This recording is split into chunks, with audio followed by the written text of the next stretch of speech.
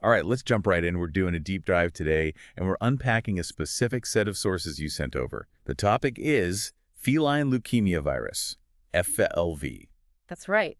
And these sources, they really cover a lot of ground, don't they? From, the basics of the virus itself to how it spreads, Yeah, what it actually does to a cat, how it's diagnosed, and maybe most importantly, how we can try and prevent it. exactly. Our goal here is really to sift through this info, pull out the key stuff, the actionable insights about FeLV for you. And it's a really significant topic for cat owners, as the sources highlight. FeLV is, well, it's one of the most common infectious diseases cats get worldwide. And it hits their immune system hard, right? Right. This makes them vulnerable to all sorts of other things. So understanding it is, it's vital for helping cats live better, longer lives. Absolutely. And we'll trace it from, its discovery back in the 60s right up to how vets approach it today. And there are some maybe surprising aspects, like the name itself, leukemia virus. It's not just about leukemia, is it? Not at all. That's a key point in the sources. It can cause leukemia, sure, and other cancers too, but the effects are much broader. And how a cat reacts after getting infected, well, it varies hugely. Really depends on the cat. Okay, so let's start there, the basics. According to these sources, what is feline leukemia virus, fundamentally? Okay, so at its heart, FeLV is a retrovirus. Think of it in the same family as feline immunodeficiency virus, FIV, or even HIV in people. Retrovirus. So that means it works differently than, say, a normal cold virus. Exactly. What's tricky about retroviruses is how they replicate. They essentially insert their own genetic material. Their RNA gets converted to DNA right into the host cell's DNA. Oh, into the cat's actual DNA. Precisely. And once it's integrated like that, it can change how the cell functions, how it divides. Yeah. It becomes part of the cat's own blueprint in a way. That sounds, pretty invasive. So how does a cat typically get infected? Is it super contagious, like just being in the same room? Not usually that casual. The sources are pretty clear. Transmission mostly happens through close, prolonged contact. We're talking exchange of bodily fluids. Okay, fluids like... Saliva is a big one. Think mutual grooming, licking each other. Also nasal secretions. Ah, okay. Urine, feces, even milk from an infected mother cat to her kittens. So shared litter boxes, shared food bowls. Definitely. Sharing food and water bowls is a common route. And fighting, too, bite wounds can transmit it effectively. And as I mentioned, mom to kittens, either before birth or through nursing. Right, so places with lots of cats together, shelters, multi-cat homes, outdoor cat colonies, those are higher risk environments then, because of all that close contact and sharing. Exactly. That constant proximity really increases the chances of transmission. And the sources also mention different subtypes, which adds another layer. Subtypes, like different strains. Sort of. There's FeLV-A, which is the one most cats initially get infected with. Then FeLV-B can pop up when A combines with some of the cat's own genetic material. That one's more linked to cancers. And FeLV-C is rarer, but often causes severe anemia. And a cat can have more than one type. Oh yes, often they're infected with a mix. And that can really influence how the disease progresses and what symptoms you see. It's complex. Okay, so the virus gets in through fluids, close contact.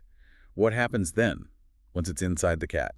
Well, first, it usually sets up shop and starts replicating in the local lymphoid tissues, think tonsils, lymph nodes, near where it entered. Okay. From there, it can start to spread.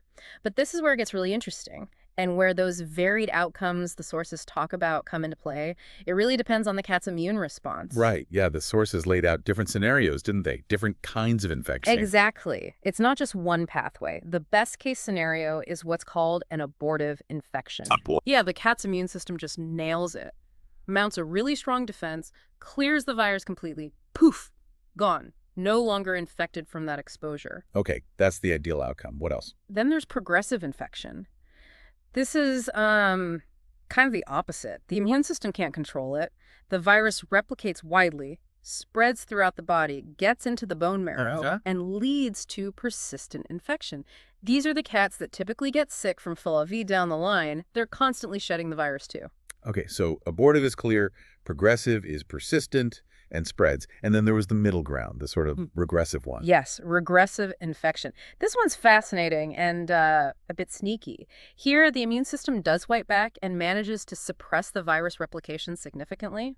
The cat might even test negative on some standard tests later on and look perfectly healthy. There's a but, isn't there? There is, but the virus's DNA has already been integrated into the cat's own DNA in some cells. It's dormant, mostly, not making new virus So particles. it's hiding.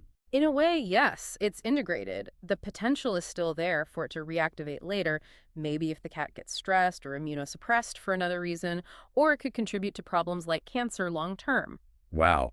So a cat could seem fine, test negative on some tests, but still technically have the FeLV blueprint inside them. That's the tricky part the sources bring out. And they also mention focal or atypical infections, where maybe the virus just persists in one specific area, like the bladder or mammary glands, causing localized issues. So yeah, a really diverse range of responses after that initial exposure. Okay, that makes sense then why the symptoms would also be incredibly varied if the outcomes are so different. So when a cat does become ill, what signs should people look out for? Yeah, the list is pretty long, unfortunately, mainly because it messes with the immune system, leaving the door open for so many other problems. Often the first signs are quite general, kind of vague. Like what? Just feeling off? Pretty much. Lethargy, just not having their usual energy.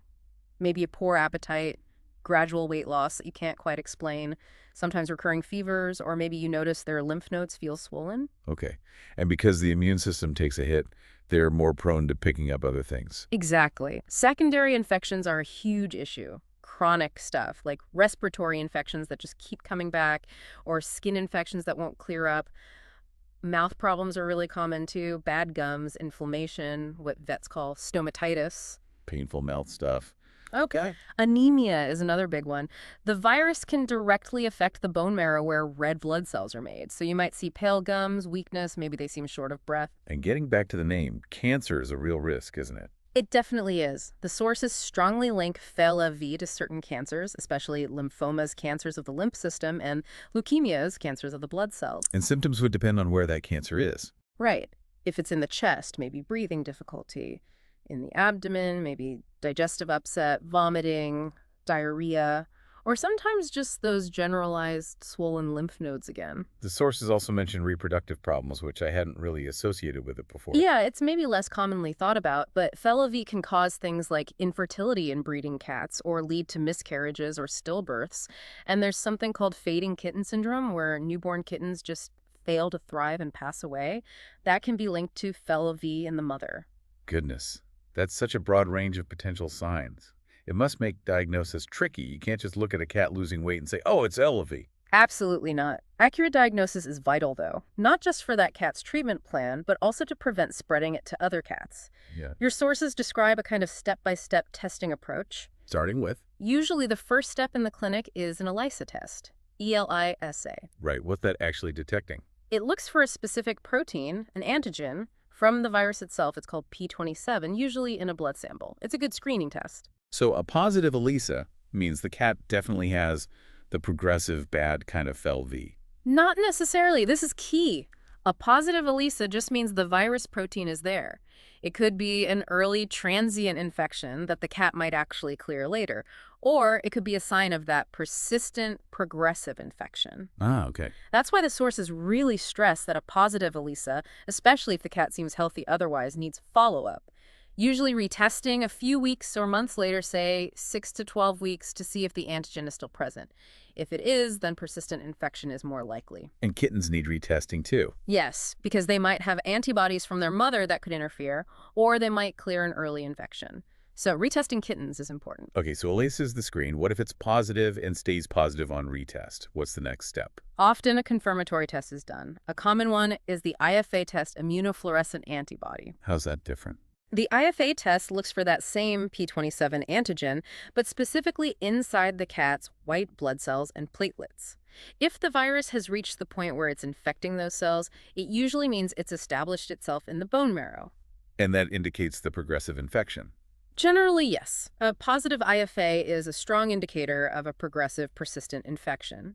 It's usually considered a more definitive sign that the cat won't clear the virus. What about PCR tests? They seem common now for lots of things. They are, and they're very useful for FeLV, too. Yeah. PCR polymerase chain reaction detects the virus's genetic material itself, either its RNA or the DNA form that gets integrated. So it's super sensitive. Very sensitive. And as your sources point out, PCR can be particularly helpful in those tricky situations, like picking up a regressive infection where the virus isn't actively pumping out protein antigens, but the DNA is still integrated. Or maybe when the ELISA and IFA results don't quite match up. It can confirm if that viral genetic material is present. Okay, that makes sense.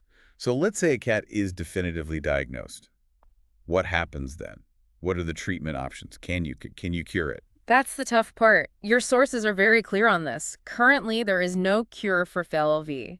Once a cat has a persistent, progressive infection, we can't eliminate the virus. Right. So treatment is about managing it. Exactly. It's all about supportive care. Managing the symptoms, dealing with those secondary problems that pop up because of the weakened immune system, and just trying to maintain the best quality of life possible for the cat. What does that supportive care actually involve day to day? It's really foundational stuff. Good nutrition is huge, giving them high-quality food to support their body. Keeping them strictly indoors is vital. Why strictly indoors? Two reasons mainly. One, to protect them from picking up other infections or parasites their weakened immune system can't handle. And two, to prevent them from spreading FeLV to other cats outside. Makes sense. And then regular vet checkups, really consistent monitoring, maybe every 6 months or so, even if they seem well, to catch any developing problems early. Prompt treatment of anything that comes up is key. And are there specific medicines used beyond just general support? Yes, absolutely, for tackling the consequences of FeLV. If they get a bacterial infection, then antibiotics. Fungal infection, antifungals. You treat the secondary problems aggressively. Right.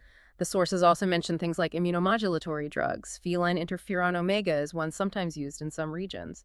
The idea is to try and boost or modulate the cat's own immune response against the virus or its effects. Results can be pretty variable, though. Any antiviral drugs like humans use for HIV? Some have been tried, yes. Drugs like AZT.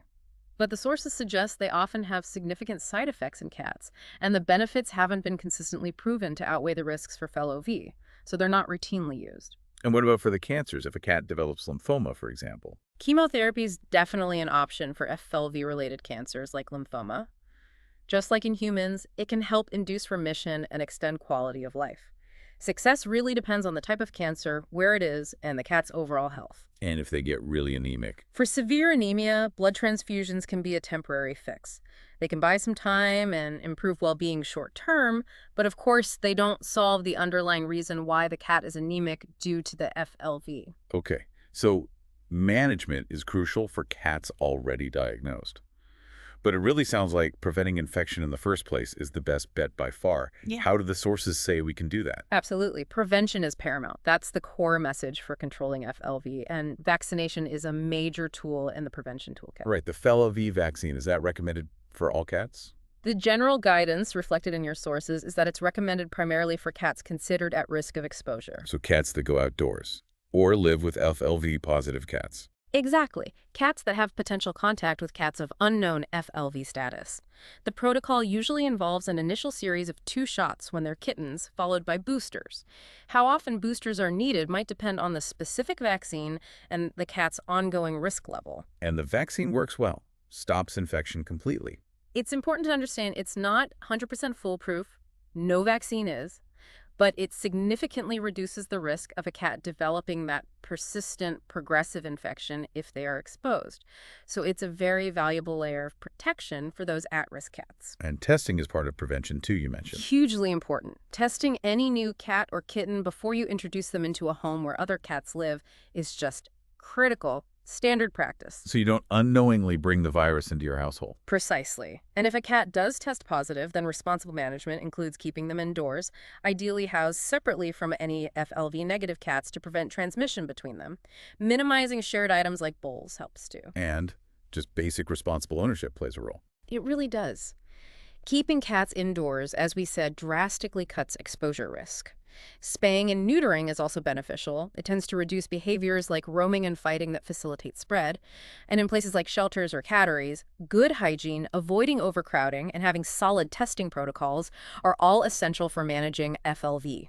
Okay, so putting this all together, the different outcomes, the potential for serious illness, the fact there's no cure but there is management. What's the general outlook? If a cat is diagnosed, what does that mean for their lifespan, typically? Yeah, the sources are consistent here. Mm. The prognosis is highly variable. It really depends. Depends on what? The type of infection? The cat's health otherwise? All of the above, and how proactive the care is. Some cats, especially if maybe they have a regressive infection or even a progressive one that's managed very well early on, might live for several years with good quality of life. They might have few major problems for a long time. But for others? For others, particularly those with progressive infections that lead to severe immune suppression or cancer relatively quickly, the lifespan after diagnosis might be much shorter, sometimes just months or maybe a couple of years. The often quoted average lifespan for a progressively infected cat after diagnosis is maybe around 2 to 3 years. Yep. But again, that's just an average. Proactive vet care, good nutrition, keeping them stress-free indoors, all that supportive management can definitely help maximize both the length and quality of life for many FeLV positive cats. So it's a serious diagnosis, no question. But it doesn't automatically mean the end. Not automatically, no. That's a key takeaway from these sources. It's challenging, yes, but with owners being more aware, with better diagnostic tests, and with really dedicated supportive care focusing on preventing secondary issues, the impact of FeLV can be significantly lessened compared to, say, decades ago. Many positive cats can have happy lives for quite some time. And prevention testing, vaccination for cats at risk, that remains the absolute best strategy overall. Without a doubt, that's how we protect the wider cat population most effectively. Okay, so we've covered a lot in this deep dive, looking through your sources on feline leukemia virus.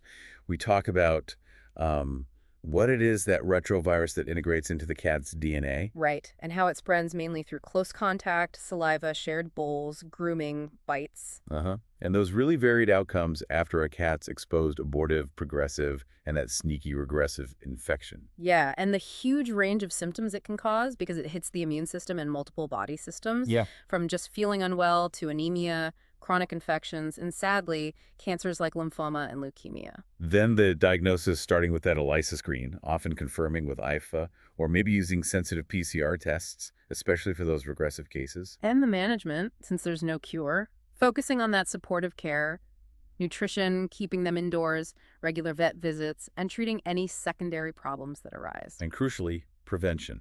Vaccination for cats who need it, testing new cats before they join the household, and just responsible practices like keeping cats inside. Exactly. And the sources really do show that while LOV is serious, we can manage it. Early detection, good care, and strong prevention efforts make a massive difference.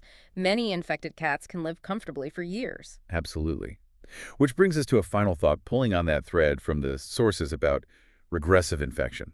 Where the virus's DNA is tucked away inside the cat's own genome, even if they seem perfectly healthy, maybe even test negative on some routine tests initially. It really makes you wonder, doesn't it? What does that mean for that cat owner long term? If that viral blueprint is just sitting there, what are the potential implications down the road? Does it mean a higher risk of certain problems years later? Does it mean you need to keep monitoring them closely, even if they seem fine now? It's a really interesting question, isn't it, about those subtle, potentially lifelong impacts, even when the virus isn't actively causing trouble. Something definitely to mull over based on what we've learned from these sources today.